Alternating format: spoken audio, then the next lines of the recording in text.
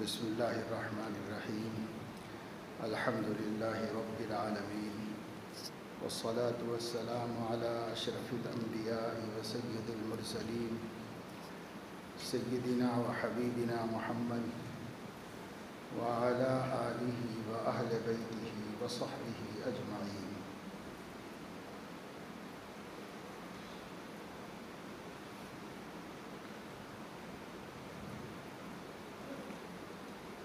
قال اللہ تبارک و تعالی وما ارسلنا من رسول الا لیطاع باذن اللہ۔ صدق اللہ العظیم۔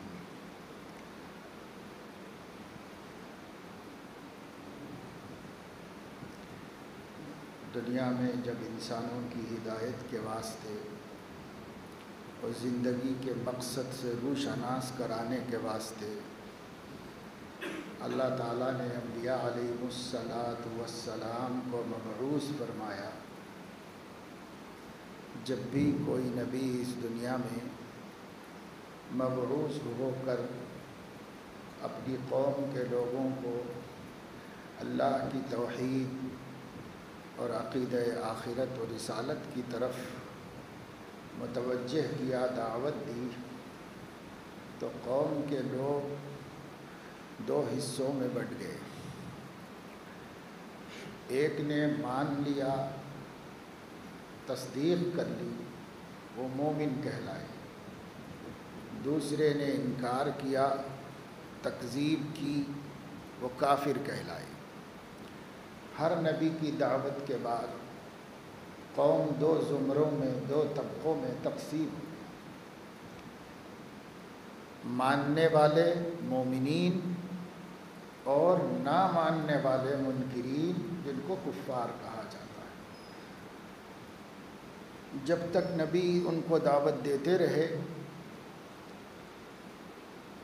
دونوں طبقے ان کے درمیان میں موجود رہے، ماننے والوں کے بھی، نہیں ماننے والوں کی بھی۔ اور جب خاتم النبیین حضرت محمد صلی اللہ علیہ وسلم اس دنیا میں تشریف لائے اور قیامت تک کی انسانیت کے واسطے مبعوث کیے گئے، انہوں نے قوم کو دعوت نہیں دی، انسانیت کو دعوت دی۔ ہر نبی نے یا قومی کہا ہے۔ حضور علیہ السلام نے یا ایھا الناس کہا ہے، اس واسطے کہ وہ قوم کے لیے مبعوث نہیں تھے، کسی خاندان قبیلے کے لیے نہیں آئے تھے، کسی زمانے کسی علاقے کے لیے نہیں آئے تھے، بلکہ وہ مبعوث تھے پوری دنیا کی انسانیت کے واسطے۔ اس انسانیت کے واسطے بھی جو ان کے دور میں موجود تھی، چاہے کہیں تھی، اور اس انسانیت کے واسطے بھی جو ان کے ماں بعد وجود میں آئی اور اب تک آ رہی ہے، اب ہے اور آئندہ قیامت تک آئے گی۔ قل یا ایھا الناس انی رسول اللہ الیکم جمیعا، آپ کہہ دیجئے کہ اے لوگو، میں تم سب انسانوں کے لیے اللہ کا رسول ہوں، پوری انسانیت کے لیے اللہ کے رسول ہیں۔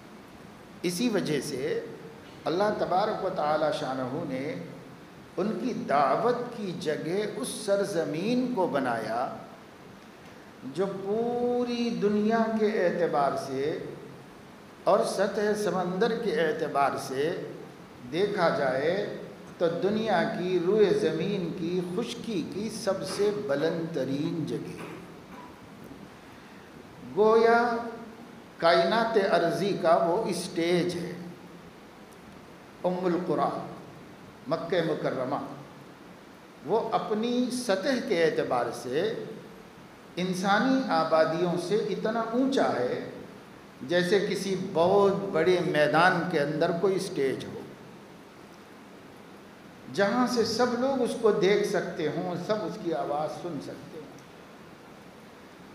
تو اللہ نے روئے زمین میں اپنا گھر ایک اسٹیج پہ بنایا ہے، ایک بلند سطح پر بنایا ہے، اور وہاں خاتم النبیین صلی اللہ علیہ وسلم کو پیدا کر کے وہیں پال کر وہیں بڑا کر کے وہیں پر نبوت عطا کر کے وہیں سے اعلان کروایا، تاکہ جب آپ کسی قوم قبیلے کے نبی نہیں ہیں تو ساری دنیا کو دنیا کے اسٹیج سے خطاب کریں۔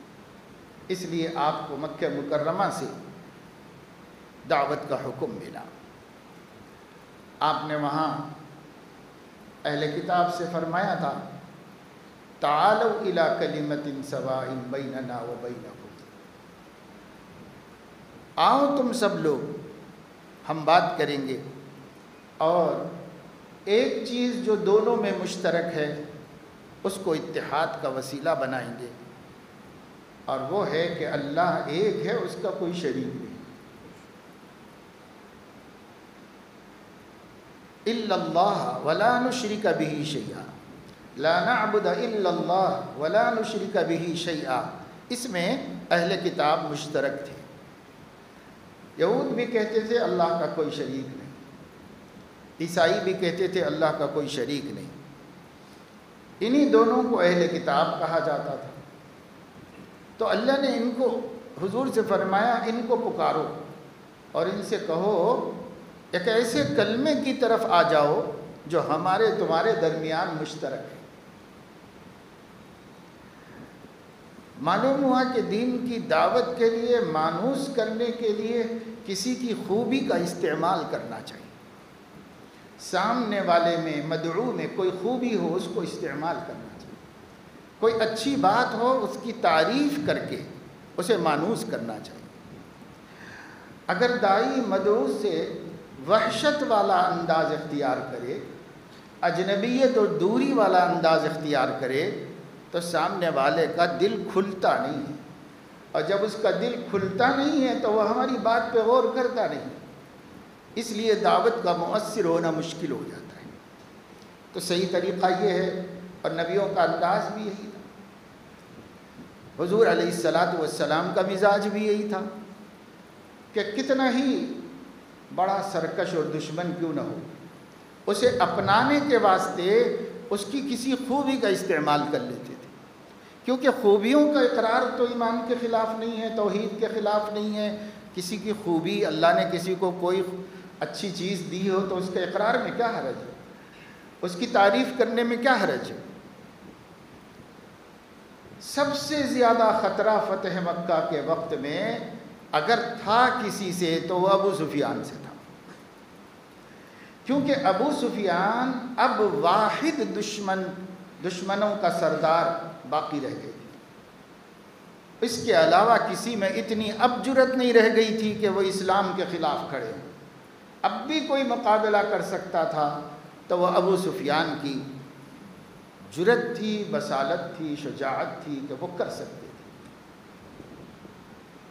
اس لیے حضور علیہ السلام نے بہت آسان حکیمانہ طریقہ اختیار کیا۔ جب مکے میں فاتحانہ داخل ہو گئے تو سب لوگ ذرا سہمے ہوئے تھے۔ آپ نے فرمایا من دخل دار ابی سفیان فہو آمن، آج ابو سفیان کے گھر میں اگر کوئی پناہ لے لے تو میں اس کو چھیڑوں گا نہیں، اس کو امن دے دوں۔ وہ ہماری تلوار سے محفوظ، ہمارے حملے سے محفوظ، ہمارا کوئی آدمی اس کو نقصان نہیں پہنچائے گا۔ اور فرمایا کہ جو حرم میں داخل ہو جائے اس کو بھی امن ہے۔ یہ حضور علیہ السلام نے اعلان کر دیا۔ مکے کے مشرکوں کے اندر دو خوبیاں تھیں، ایک کعبۃ اللہ کا احترام کرتے تھے، احترام کے طریقے غلط تھے لیکن کرتے ضرور تھے احترام کہ یہ بیت اللہ ہے، اس کی خدمت کو شرف سمجھتے تھے، اس سے وابستگی پر فخر کرتے تھے اور اس کا احترام کرتے تھے۔ دوسری چیز، ابو سفیان کو اپنا سردار مانتے تھے، سب سردار بدر میں مارے جا چکے تھے، رہے سہوں میں یہی ایک اکلوتا رہ گیا تھا۔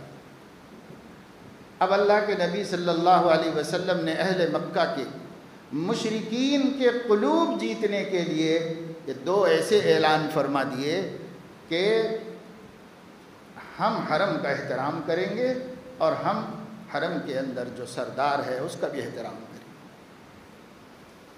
تو ان کے دل نرم پڑ گئے، اور جو لوگ ڈھکے چھپے سرکشی کر سکتے تھے، جو لوگ کوئی اور محاذ تیار کر کے نقصان پہنچا سکتے تھے، وہ سب آپ کے زیر نگیں آ گئے اور آپ کے آگے جھک گئے۔ بہت اچھا اسلوب ہے اور بہت پیارا طریقہ ہے کہ جس شخص کو آپ کوئی بھلائی کرنا چاہتے ہیں اور کوئی دین کی بات پہنچانا چاہتے ہیں، اس کی خوبی کو پہلے آپ سہار لیجئے، اس کی خوبی کی تعریف کر دیجئے، اس کی خوبی بیان کر کے اس کے دل کو کھول لیجئے۔ جس چیز سے آدمی کو مناسبت نہیں ہوتی اس سے دل بند ہوتا ہے اور طبیعت مائل نہیں ہوتی اس کی طرف۔ ایک بے دین آدمی ہے، اس کو دین سے مناسبت نہیں ہے اور دین کی باتیں اس کو پسند نہیں آتی، ہضم نہیں ہوتی، تو پہلے اس کا اس نامانوسی کو ختم کرنے کا کوئی طریقہ اختیار کرنا چاہیے۔ اس کو ختم کر لیا جائے اور وہ اس کی کسی خوبی کی تعریف سے زیادہ کوئی ذریعہ نہیں، اس کی کسی خوبی کی تعریف کریے، اس کو ہمت افزائی کریے، پھر اس کے بعد اس سے بات کیجئے۔ اب چونکہ دل کھلا ہے اور آدمی سامنے والے سے تھوڑا مانوس ہوا ہے، اس لیے سامنے والے کی بات سمجھ سکتا ہے۔ اہل کتاب کو فخر تھا، غرور تھا، ناز تھا کہ ہم اہل کتاب ہیں، ہم اللہ والے ہیں، نحن ابناء اللہ و احباؤہ۔ تو حضور اکرم صلی اللہ علیہ وسلم نے اللہ کی طرف سے انہیں بلایا ایک اچھی بات میں اشتراک کرتے ہوئے کہ دیکھو میری دعوت بھی توحید کی ہے اور آپ لوگوں کی بنیاد بھی عقیدے کی توحید پر ہے، چلو اس بنیاد میں ہم سب شریک ہیں، تو ذرا آگے بڑھیں اور کچھ سنیں سنائیں، ہماری بھی کچھ بات سن لو اور ایک ایسے کلمے کی طرف آؤ جس کو ہم بھی مانتے ہیں، آپ بھی مانتے ہیں۔ یہ طریقہ ہوتا ہے دعوت کا۔ بہرحال حضور اکرم صلی اللہ علیہ وسلم نے اس آیت میں اور اس کے علاوہ دوسرے موقعوں پر جو تعالو کہہ کر لوگوں کو بلایا ہے، تو علماء فرماتے ہیں کہ عربی کی لغت میں بلانے کے لیے بے شمار الفاظ ہیں، ہر لفظ کے متبادل بے شمار لفظ ہوتے ہیں عربی میں۔ عربی بہت وسیع زبان ہے، اس میں تنگی کچھ نہیں۔ بعض دفعے 50، 60، 70، 100، 1000 نام بھی ایک لفظ کے متبادل میں عربی ڈکشنری میں موجود ہے۔ ایک کام کے لیے 1000 نام، یہ بھی بول سکتے ہیں، یہ بھی بول سکتے ہیں، یہ بھی بول سکتے ہیں، اور وہ مختلف موقعوں کے اعتبار سے استعمال ہوتے ہیں۔ تو علماء نے اس نقطے کو اس میں سے نکالا ہے کہ تعال کہہ کر کسی کو بلانا وہ نیچے والوں کو اوپر بلانے کے لیے استعمال کیا جاتا ہے۔ نیچے والے اوپر والوں کو بلائیں تو دوسرا لفظ استعمال ہوگا، مسطح زمین والے کسی کو بلائیں تو دوسرا لفظ استعمال ہوگا، لیکن اوپر کھڑے ہو کر کوئی نیچے والے کو آنے کے لیے کہے تو تعال کہتا ہے۔ اور تعال کے اصل معنی ہیں اوپر آ جاؤ، اوپر آ جاؤ، بلندی پر آ جاؤ، یہ ہے اس کے معنی۔ تو تعال کہہ کر بلایا تو اس میں دو مفہوم ہم کو مل گئے۔ ایک تو یہ کہ ہر قوم، ہر عقیدہ پست ہے، نیچے ہے، جب وہ اسلام کے عقیدے کی طرف جائے گا تو بلند ہوگا اور اونچا ہوگا، اس لیے تعال فرمائے، اوپر آ جاؤ، بلندی پر آ جاؤ۔ یہ سب پستیاں ہیں جہاں غیر اللہ کو پوجا جا رہا ہے اور غیر اللہ کی مانی جا رہی ہے، بلندی پر آ جاؤ۔ اور دوسرا مفہوم جغرافیائی اعتبار سے یہ نکالا کہ چونکہ حضور علیہ السلام دنیا کی زمین کے سب سے اونچی سطح پر تھے، اس لیے ساری قوموں کو نیچے ہونے کی وجہ سے تعال فرمایا، اور اپنے پاس آنے کے لیے یہ لفظ استعمال فرمایا۔ بہرحال اللہ کا کلام ہے، اس میں بڑی حکمتیں، ندرتیں، نزاکتیں، باریکیاں اور لطائف پوشیدہ ہیں۔ میں یہ بتا رہا ہوں کہ حضور اکرم صلی اللہ علیہ وسلم جب اس دنیا میں تشریف لائے تو آپ نے ساری انسانیت کو وہی دعوت دی جو دعوت آپ سے پہلے 1.25 لاکھ انبیاء نے دی تھی، وہی دعوت دی۔ یا ایھا الناس قولوا لا الہ الا اللہ تفلحوا، لوگوں لا الہ الا اللہ کہو، یعنی شرک و بت پرستی کو چھوڑ کر اللہ کی وحدانیت کے اقرار پر آ جاؤ، فلاح پا جاؤ گے، کامیاب ہو جاؤ۔ یہ مطلب نہیں ہے کہ صرف اللہ کو ایک مان لینے سے مومن ہو جائے گا، اتنا کافی ہے، نہیں، یہ اس کا سر نیم ہے، اس کا ٹائٹل ہے، اس کی پہچان ہے۔ باقی لا الہ الا اللہ کے اندر محمد الرسول اللہ بھی ہے۔ آمنت باللہ وملائکتہ وکتبہ ورسلہ والیوم الآخر والقدر خیرہ وشرہ من اللہ تعالی والبعث بعد الموت، یہ سب لا الہ الا اللہ میں داخل ہے۔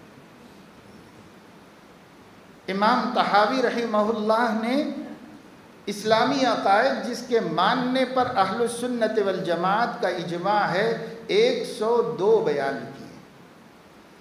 102 عقیدے ہیں جو اہل السنت والجماعت کے نزدیک ایمان لانے کے ہیں، ان کو مومن بھی کہتے ہیں، یعنی جن پر ایمان لانا ضروری ہے اس پر ایمان لانا، اجمالی طور پر لائے یا تفصیلی طور پر۔ عوام اجمالی طور پر لاتے ہیں، علماء تفصیلی طور پر لاتے ہیں۔ یہ پورے 102، ان کو کچھ کم کیا، تفصیل کو اس میں گھٹائی اور تفصیل کو گھٹا کر مختصر کیا، تو 60 عقیدے حضرت حکیم الامت رحمۃ اللہ علیہ نے جمع فرمائے۔ اس کو بھی لوگوں نے مقررات کو حذف کیا اور ایک طرح کے ایک جگہ کر دیے، تو پھر وہ اس سے بھی کم ہو گئے۔ سب سے کم 7 عقیدے ہیں، اور 7 کو مختصر کرو تو کلمہ شہادت ہے، 2 عقیدے ہیں، اور اس کو بھی مختصر کرو تو کلمہ طیبہ ہے، لا الہ الا اللہ۔ وَمَثَلُ كَلِمَةٍ طَيِّبَةٍ كَشَجَرَةٍ طَيِّبَةٍ أَصْلُهَا ثَابِتٌ وَفَرْعُهَا فِي السَّمَاءِ۔ یہ لا الہ الا اللہ، اس کا نام کلمہ طیبہ ہے، بڑا پاکیزہ کلمہ ہے، بڑا قیمتی کلمہ ہے، بڑا بھاری کلمہ ہے۔ آج اقوال کو وزن کرنے کے لیے ہمیں نہیں معلوم ہے کہ کوئی ترازو وجود میں لائی گئی ہے۔ قیامت میں اقوال تولے جائیں گے، اور قول یعنی آدمی کی زبان سے جو بات نکلتی ہے، ان باتوں کو تولا جائے گا۔ امام بخاری رحمۃ اللہ علیہ نے بخاری شریف کا سب سے آخری باب اسی عقیدے کو بتانے کے لیے کہا۔ بخاری شریف کی آخری کتاب کتاب التوحید ہے، توحید ہی کے تحت یہ سب عقیدے ہیں۔ اس عقیدے کو بیان کرنے کے لیے آخری باب قائم کیا ہے، وَنَضَعُ الْمَوَازِينَ الْقِسْطَ لِيَوْمِ الْقِيَامَةِ فَلَا تُظْلَمُ نَفْسٌ شَيْئًا وَأَنَّ أَعْمَالَ بَنِي آدَمَ وَقَوْلَهُمْ تُوزَنُ۔ بنی آدم کے اعمال بھی تولے جائیں گے، بنی آدم کے اقوال بھی تولے جائیں گے۔ ہو سکتا ہے اس دنیا میں بھی مادی اعتبار سے اللہ پاک بہت جلد لوگوں کے سامنے لفظوں کو تولنے کی ترازو پیدا کر کے دکھا دیں، جیسے اللہ نے ہر چیز کی ترازو بنا کے دکھا دی۔ ہوا کا وزن ریکارڈ کیا جاتا ہے، زلزلے کی قوت ریکارڈ کی جاتی ہے، پانی کی تیزی ریکارڈ کی جاتی ہے، ہواؤں کے چلنے کی مقدار ریکارڈ کی جاتی ہے کہ اس کا سیران اور اس کی رفتار کتنی ہے۔ آج ہر چیز کی ترازو بنا دی گئی ہے۔ ایک وقت آئے گا جب اقوال بھی تولے جا سکیں گے، اعمال بھی تولے جا سکیں گے۔ اگر اس دنیا والوں سے اللہ یہ کام نہ کرا دیں تو بھی قیامت کے دن قرآن کا اعلان ہے، ہم ایک ایسی ترازو کھڑا کریں گے جس میں بندوں کے اعمال بھی تولے جائیں گے اور بندوں کے اقوال بھی تولے جائیں گے۔ جب بندوں کے اقوال تولے جائیں گے تو قرآن مجید کی تلاوت ہے، اس کا بہت وزن ہے، اللہ کا ذکر ہے، اس کا بھی وزن ہے، درود شریف ہے، اس کا بھی وزن ہے، امر بالمعروف نہی عن المنکر ہے، اس کا بھی وزن ہے۔ یہ سب زبان سے ہونے والے کام، یہ سب اقوال تولے جائیں گے۔ اخلاص کے اعتبار سے، اہمیت کے اعتبار سے، موقع کی نزاکت کے اعتبار سے وزن کم زیادہ ہوں، لیکن ان سب اقوال میں ایک کلمہ طیبہ یعنی لا الہ الا اللہ، اس کا وزن اتنا ہے کہ کائنات کی کوئی طاقت اس کے مقابلے میں ٹک نہیں سکتی، اتنا وزن ہے۔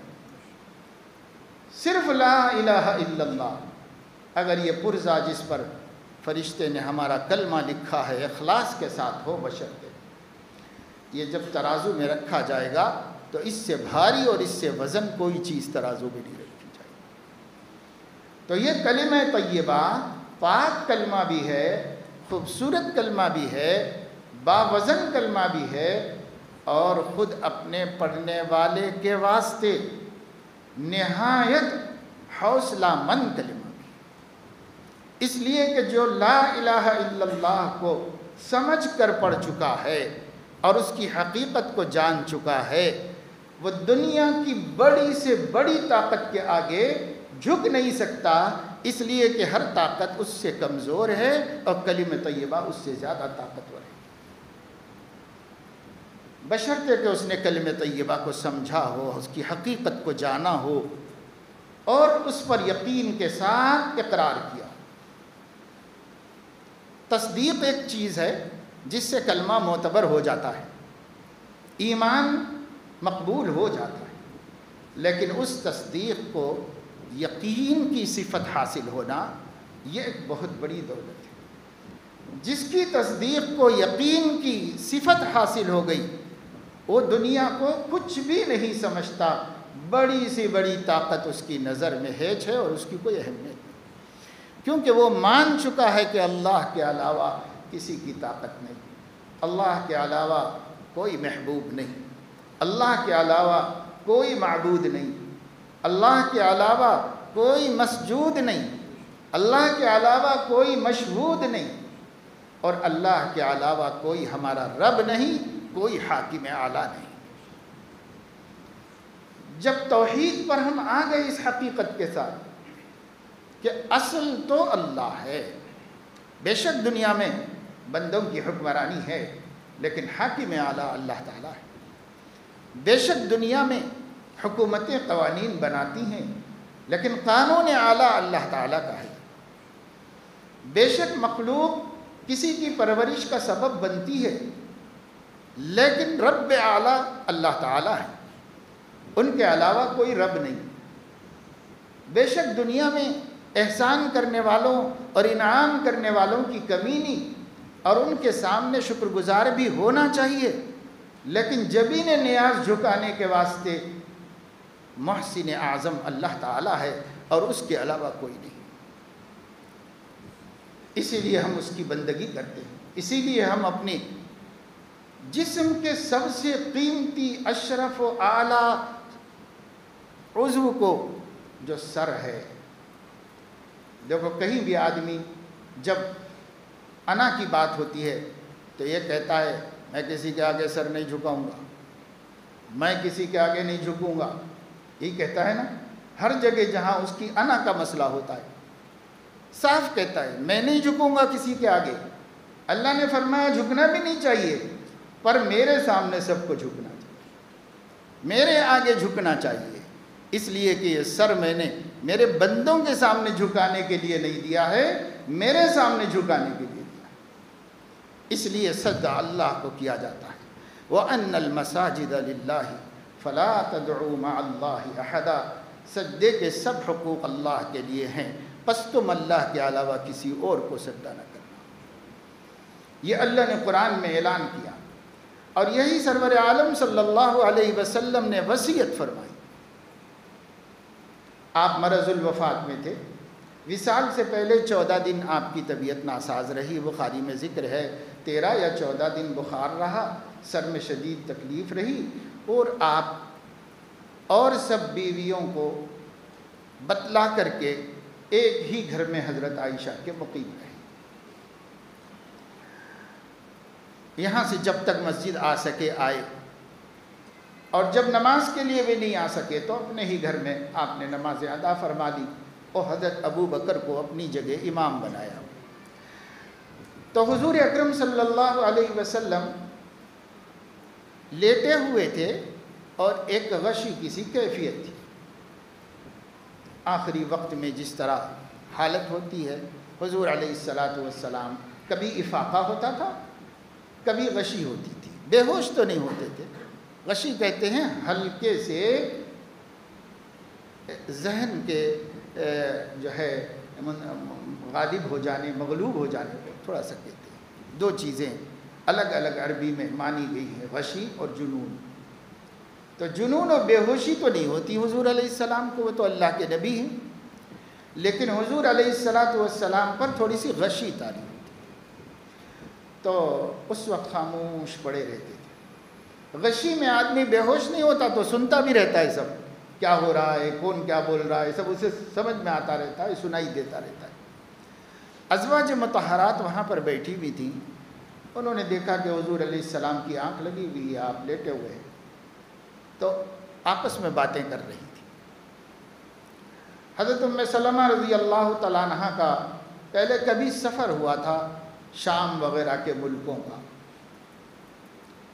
وہاں عیسائیوں کا غلبہ تھا، انہیں کی عبادت گاہیں تھیں، انہوں نے دیکھی تھیں عبادت گاہیں، تو وہ اپنے ساتھ کی اپنے سوکنوں سے بات کرتے ہوئے کہہ رہی تھی کہ شام میں عیسائیوں کی عبادت گاہوں میں انبیاء کے اور مختلف لوگوں کی تصویریں بنی ہوئی ہوتی ہیں، اس میں ان کے مجسمے ہوتے ہیں، وہاں قبریں ہوتی ہیں۔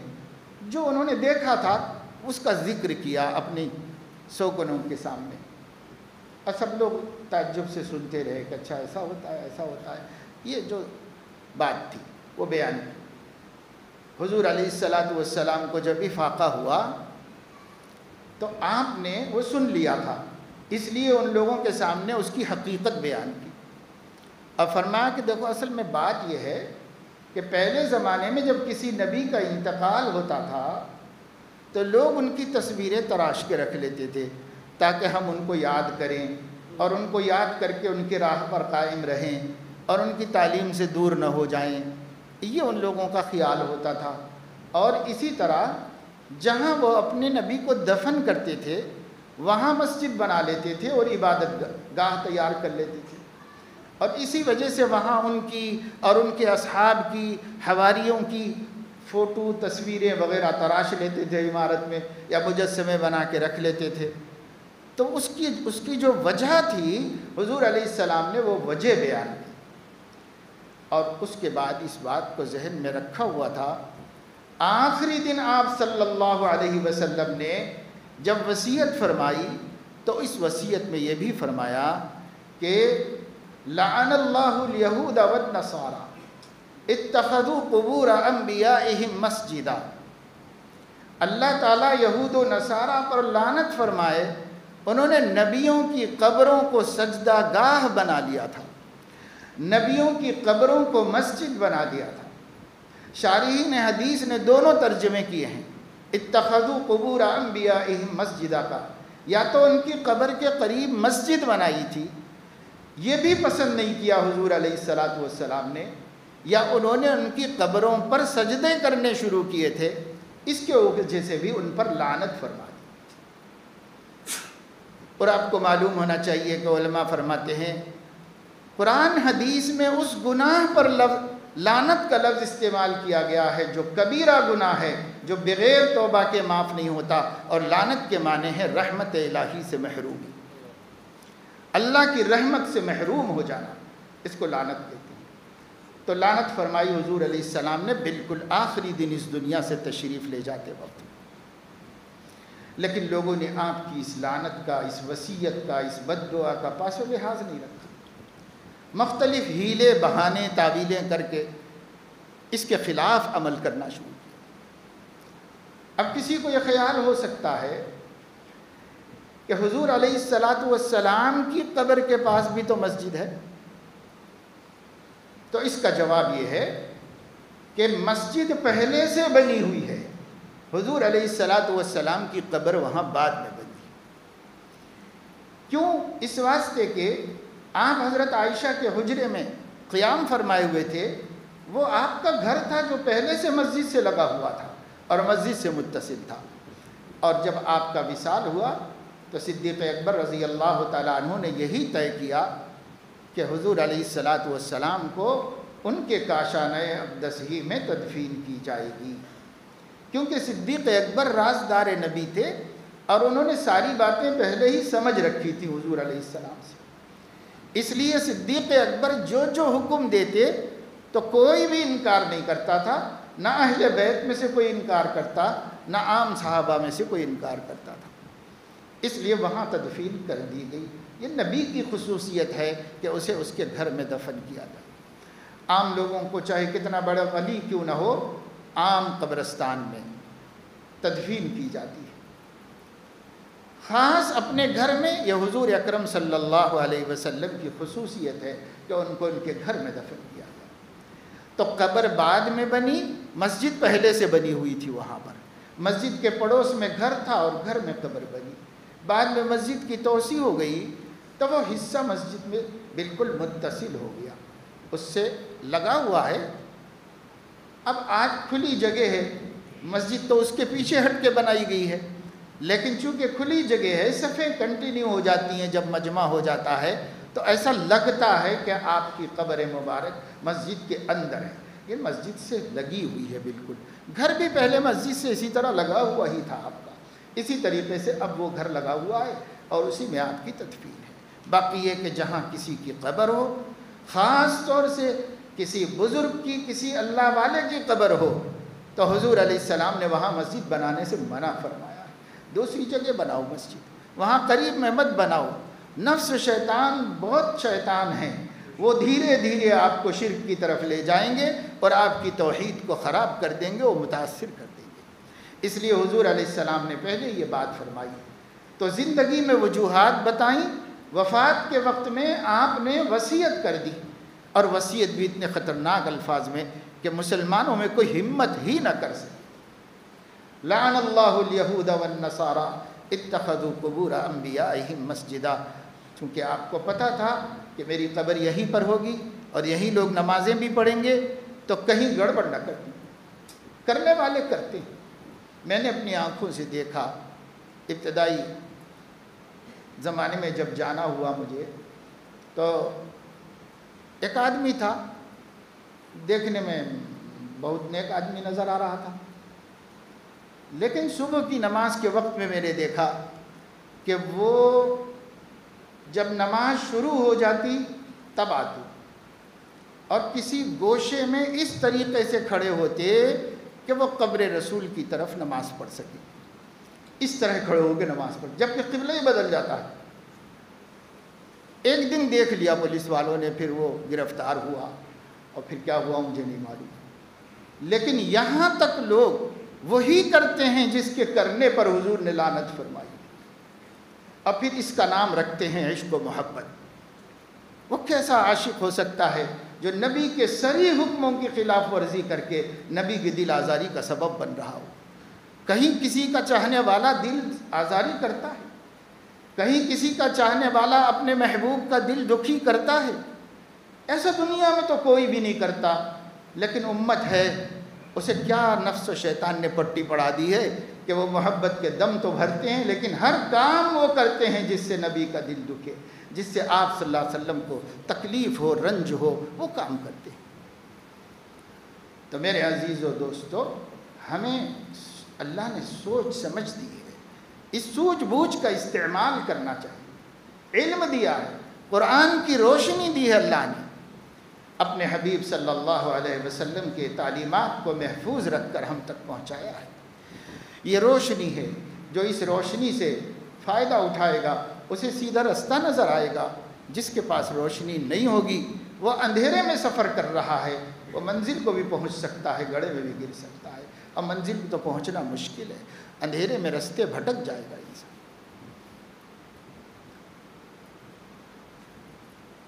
یہی دو چیزیں روشنی۔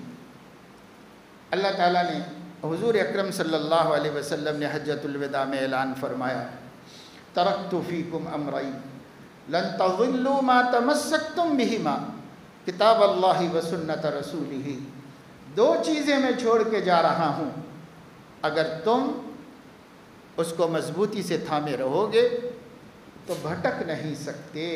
ایک اللہ کی کتاب، دوسرے اس کے نبی کی سنت۔ ایک ہوتی ہے حدیث اور ایک ہوتی ہے سنت۔ حدیث چھوڑ کے جانے کی بات حضور نے نہیں فرمائی، سنت چھوڑ کے جانے کی بات فرمائی۔ اسی لیے پوری دنیا میں جو لوگ اہل الحق ہیں وہ اپنے کو اہل السنت والجماعت کہتے ہیں۔ سنت اس لیے کہتے ہیں کہ سنت ہی پر عمل کرنا ہمارے اوپر لازم ہے، محض حدیثوں پر عمل کرنا جائز نہیں۔ حدیثیں تو ایک تاریخ ہیں، سب حدیثیں وہ سنت رسول نہیں ہیں، سب حدیثیں قابل عمل بھی نہیں ہیں۔ غزوات ہیں، سرایا ہیں، ایسا ہوا ایسا ہوا ایسا ہوا، یہ حضور علیہ السلام کے زمانے کی ایام اور ان کی تاریخ ہے، ہسٹری ہے، اس پہ کیا عمل کریں گے، کون عمل کرے گا؟ اس لیے کوئی اہل حدیث نہیں ہوتا، جو حق پر ہوتا ہے وہ اہل سنت ہوتا ہے، کیونکہ سنت پہ عمل کرنا ہے، حدیثوں پہ عمل نہیں کرنا ہے، سنتوں پر عمل کرنا ہے۔ اس لیے اہل سنت آپ کا لقب ہے، آپ کا ٹائٹل ہے۔ جو بھی اپنے کو حق پسند سمجھتا ہے یا حق پہ چلانا چاہتا ہے اس کا لقب اہل السنت ہے۔ اور والجماعت اس لیے کہہ دیا کہ جماعت سے مراد جماعت صحابہ ہے۔ صحابہ جس چیز پر متفق ہو جائیں تو وہ سنت ہی ہے تمام اہل سنت کے نزدیک۔ اس واسطے کہ حضور علیہ السلام نے فرمایا، اِنَّهُ مَنْ يَعِيشُ مِنْكُمْ بَعْدِي فَسَيَرَى اخْتِلَافًا كَثِيرًا، تم میں سے جو کوئی میرے بعد زندہ رہ جائے گا تو میرے موجود نہ ہونے کی وجہ سے کتاب و سنت کے سمجھنے میں بہت اختلاف سامنے آ جائے گا۔ یہ کوئی نئی چیز نہیں ہے، اس کی خبر حضور علیہ السلام نے دی۔ فَسَيَرَى اخْتِلَافًا كَثِيرًا، بہت اختلافات دیکھے گا، کیونکہ سمجھنے میں دشواری پیش آئے گی، تو کوئی یہ مطلب بتائے گا، کوئی یہ مطلب بتائے گا، چاہے وہ مخلص ہی کیوں نہ ہوں گے پھر بھی اختلاف ہوگا۔ تو کرنا کیا چاہیے ایسے موقع کے اوپر؟ تو فرمایا، علیکم بسنتی و سنت الخلفاء الراشدین المہدیین تمسکوا بہا وعضوا علیہا بالنواجذ۔ حضور علیہ السلام نے فرمایا کہ ایسے موقع پر میری سنت اور میرے خلفاء راشدین کی سنت کو اختیار کرو، چمٹے رہو اس سے اور اپنے سامنے کے دانتوں سے مضبوط پکڑ لو۔ تو حضور علیہ السلام نے اس حدیث میں خلفاء راشدین کے طریقوں کو اپنے طریقوں کے ساتھ جوڑ کر سنت قرار دیا ہے، وہ بھی سنت ہے، اور اسے تمام اہل سنت مانتے ہیں پوری دنیا کے علماء، اور جو نہیں مانتا وہ اہل سنت نہیں ہوتا، اس لیے کہ اس پر اجماع ہے، اور یہ ہمارے اجماعی عقائد میں داخل ہے۔ اور رہ گئے صحابہ کرام، تو فرمایا، اصحابی کالنجوم بأیہم اقتدیتم اہتدیتم، میرے تمام صحابہ ستاروں کی طرح ہیں، ان میں سے تم جس کی بھی اقتداء کرو گے ہدایت پاؤ۔ ستارے سے تمثیل دو وجہوں سے دی گئی، شارحین حدیث فرماتے ہیں۔ ایک تو یہ کہ ستارہ داغدار نہیں ہوتا ہے، چمکدار ہوتا ہے۔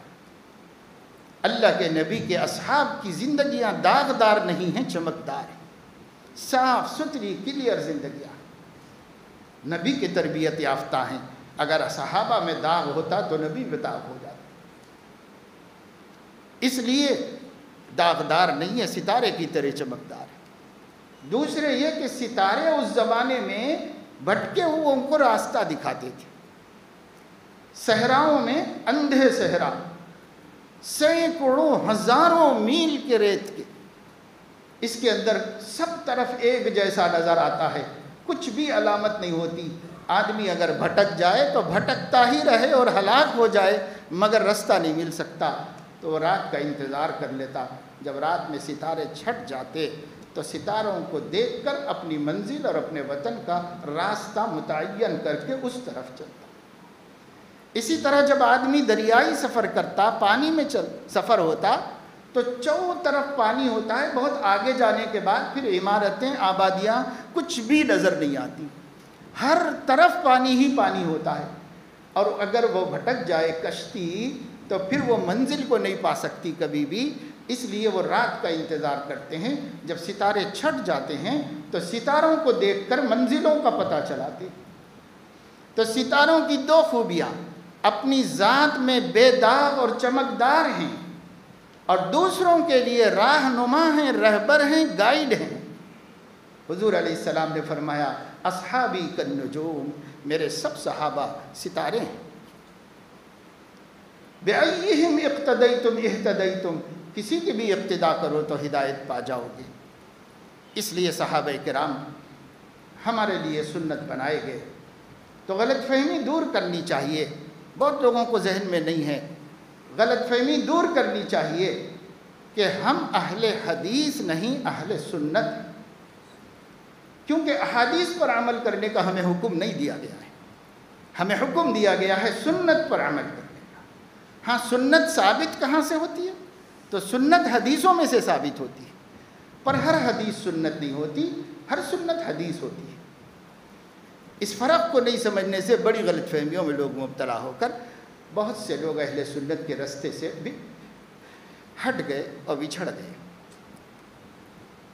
مخلص ہوں گے، اچھی نیتیں ہوں گی، لیکن اصول نہیں معلوم، صحیح باتیں نہیں معلوم، اس کی وجہ سے مخلص ہو کے بھی بھٹک جاتا ہے.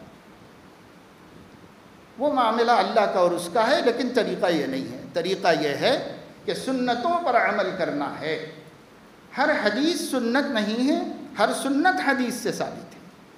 اس لیے سنتیں ہمارے لیے ہیں کتاب و سنت.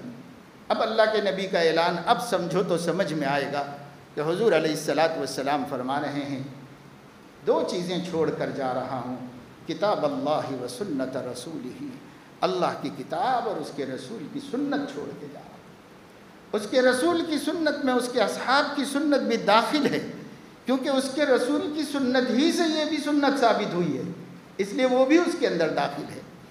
اس لیے یہ چھوڑ کے جا رہے ہیں حضور اکرم صلی اللہ علیہ وسلم، اور ہم کو اسی پہ چلنا اور اسی پہ قائم رہنا اور اسی پہ جمع رہنا چاہیے. امام ابن تیمیہ رحمۃ اللہ علیہ بحر العلوم ہے.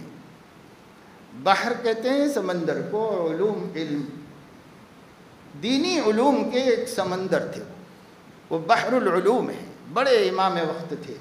وہ فرماتے ہیں کہ حضور علیہ السلام نے جو ایک ناجی فرقے کا نام لیا ہے، ما انا علیہ و اصحابی، اس کے دو جملے ہیں.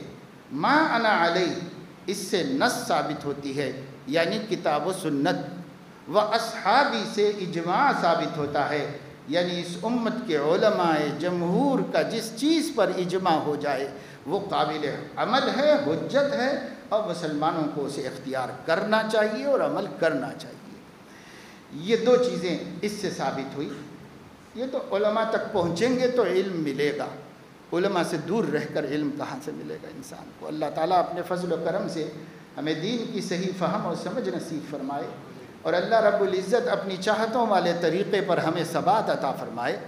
اپنے حبیب اور ان کے اصحاب کے مبارک طریقوں پر جمع رہنے کی توفیق نصیب فرمائے، اور حضور علیہ السلام کا نام لے کر وہ کام کرنے جن کاموں سے آپ نے روکا اور منع کیا ہے، اس گستاخی سے اللہ پوری امت کی حفاظت فرمائے. آمین. وآخر دعوانا الحمدللہ.